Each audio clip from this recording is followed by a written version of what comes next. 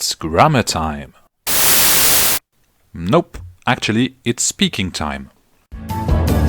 So open up your heart, open up your mind, speak, speak, speak, speak to me, let it go. Bonjour à tous et bienvenue dans cette nouvelle vidéo.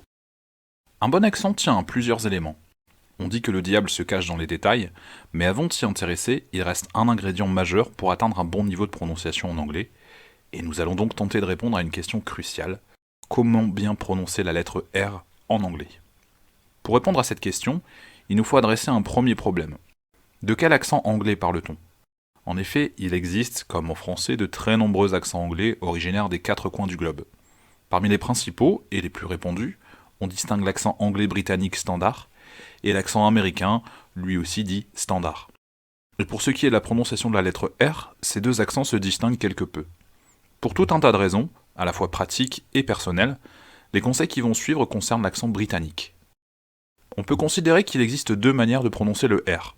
La première, et de loin la plus simple, consiste à ne pas le prononcer. Il s'agit là d'une caractéristique de l'accent britannique. C'est le cas lorsque cette lettre se trouve en fin de mot, comme dans le mot brother ou discover, dans la phrase « My little brother just discovered rock and roll ».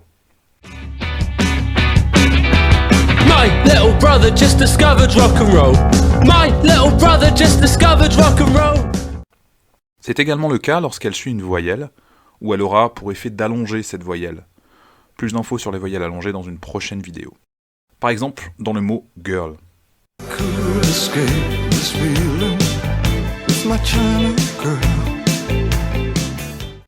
En revanche, lorsque le R précède une voyelle, ou lorsqu'elle se situe en début de mot, elle devrait être prononcée, et c'est là que les choses se corsent.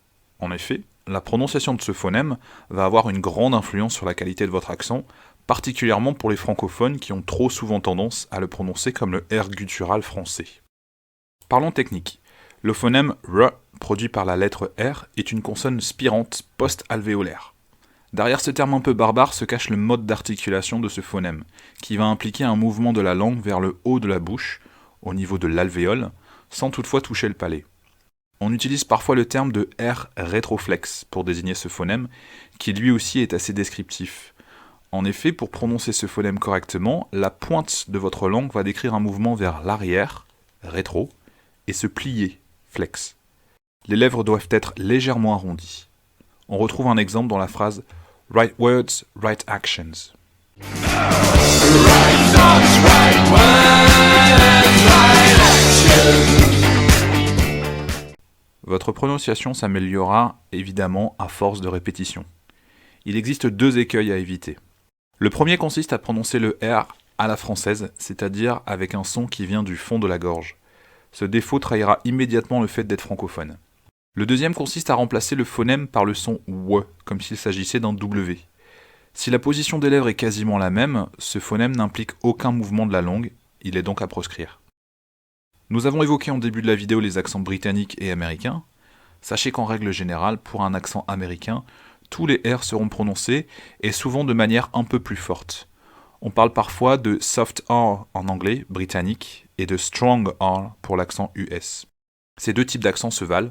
Le plus important est simplement d'être cohérent et de ne pas mélanger les deux. Until next time, keep practicing and so long.